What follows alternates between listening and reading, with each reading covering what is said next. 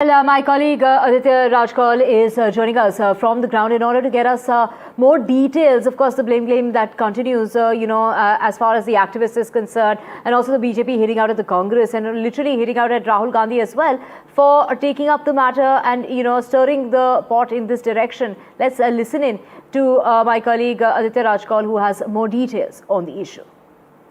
NDTV has reached the location where the deadly violence began here in Leh Ladakh. Right behind me, you can see the CRPF vehicle that was completely charred and broken. You can see the remains of that particular vehicle. But if we move a little further, we are standing at the BJP headquarters, and you've already seen the strong statement that is coming from the Government of India. The Government of India not mincing any words and saying that the blame lies with Sonam Wangchuk, the activist who led the hunger strike and the protest for statehood and the sixth schedule. But the big question, who are these protesters who led to this deadly violence? 4 people killed and 70 others injured. Let's walk inside this particular building of the BJP headquarters to let you know what really happened out here.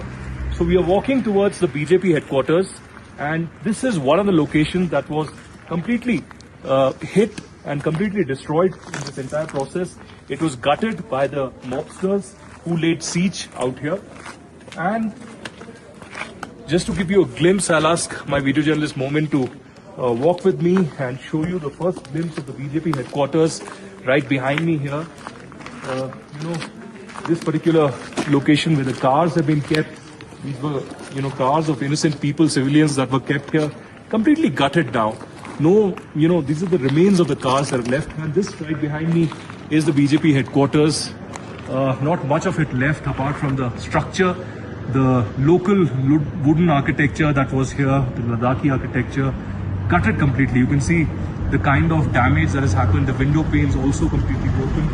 And if we move a little further, you can see more damage out here. Even as of now, there's a curfew-like situation here in Ladakh. Nobody is being allowed to move out unless there's an emergency situation or they are traveling outside Ladakh.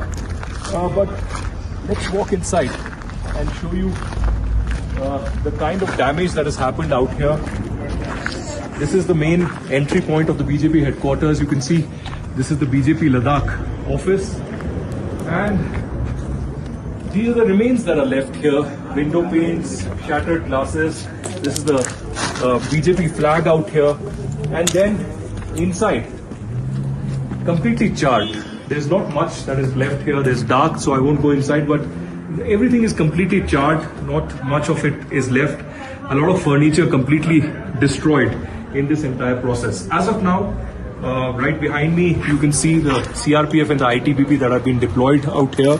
But the big question, who are these people who led to this deadly violence and a lot of ransacking and rioting out here in Ladakh? And how long will it take for the Ladakh police to establish and unravel the conspiracy and finally bring to justice those people who killed 4 civilians and 70 others who were injured?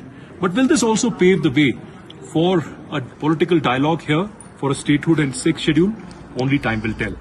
Reporting from Ladakh with video journalist Momin, this is Aditya Rajkaul for NDTV.